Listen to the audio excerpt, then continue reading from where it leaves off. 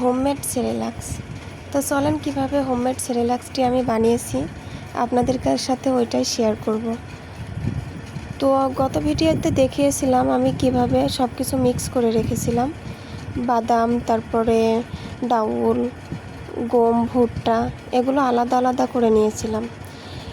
এক জায়গায় নিয়েছিলাম বাদামের, তারপরে এক জায়গায় নিয়েছিলাম ডাউল, আর এক জায়গায় বাদাম, ডাউল, গম এগুলো মিক্স করা ছিল। তো তখন রোদ ছিল না, যার কারণে আর কি করতে পারিনি। তো এখন এই তো রোদ উঠেছে, যার কারণে সবগুলো ভালো করে পরিষ্কার করে ধুয়ে নিয়েছি। তারপরে রোদ্রে সব পেরে নিয়েছি। এখন 3 রকমের 3 জায়গায় দিয়ে দিব, একই সবের উপর 3 জায়গায় দিয়ে দিব।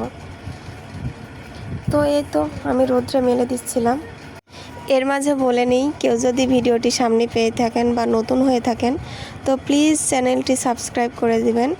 আপনারা সাবস্ক্রাইব করলে, লাইক করলে আমাদের ভালো লাগে, পরবর্তী ভিডিও বানাতে ইচ্ছে করে।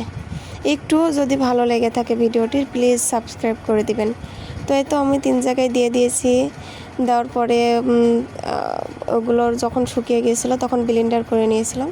তো ব্লেন্ডার করার পরে, ব্লেন্ডার যখন করি তখন ভিডিও করতে ভুলে গেছিলাম আর কি। তো এই তো আমি সারা রাত্রি রেখে দিয়েছিলাম, সুজিটা ভাজার পরে, ব্লেন্ডার করার পরে ভেজে নিয়েছিলাম। তারপরে সারা রাত রেখে দিয়েছিলাম ঠান্ডা হওয়ার জন্য। তো তারপরে বয়েমে পুড়ে নিয়েছি। এই তো এগুলো 1 সপ্তাহ মতো যাবে যদি 3 বার খাওয়াই, আর যদি সেভাবে না খাওয়াই তাহলে অনেক দিন যাবে।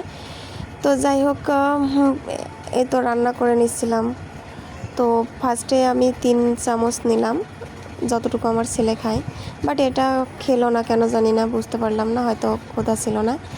তো সামান্য পরিমাণ একটু লবণ নিয়ে নিলাম স্বাদ মতো। তো তারপরে পানি দিয়ে দিলাম পরিমাণ মতো, যতটুকু আমার ছেলে খায় আর কি। তো নেওয়ার পরে তো এখন এটা রান্না হয়ে গেছে। আমি এর মধ্যে দুধ দিয়েছিলাম, ঠান্ডা হওয়ার পরে চুলাই থেকে নামানোর পরে আমি দুধ দিয়ে দিয়েছিলাম। তো কিছু কিছু কথা আছে না, যে রান্না করতে সহ্য হয় বাট বাড়তে সহ্য হয় না।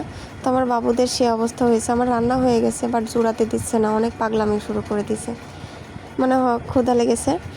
তো যাই হোক, 2 জায়গায় দিচ্ছিলাম, দিয়ে আর কি পানির মধ্যে দিচ্ছিলাম, দিয়ে আমি এটা ঠান্ডা করে নিচ্ছিলাম। তো সবাই ভালো থাকবেন, আর চ্যানেলটি প্লিজ সাবস্ক্রাইব করে দিবেন, লাইক করে দিবেন যদি নতুন হয়ে থাকেন। তো আমার সাদিক সাইমের জন্য সবাই দোয়া করবেন। আল্লাহ হাফেজ।